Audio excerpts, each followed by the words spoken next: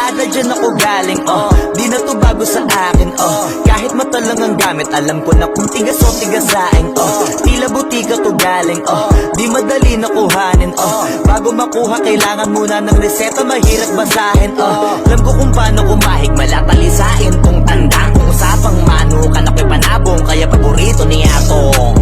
Ang dami na nanakot na suga hanggang tilaok lang, sila din na nabilaukan, mananalo lang sila kapag nakita na nila ako sa kangkungan. Kaso na malabo na, sa ngayon unang-una nagawa na lahat, pangalawa kailangan na lang pagulungin ang nakuha.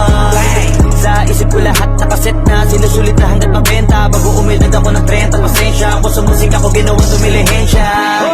Di pwede na pera lang may tao, dapat pati tao merong pera, wala kasing kwenta sa tao, pag yung tao walang kinikwenta.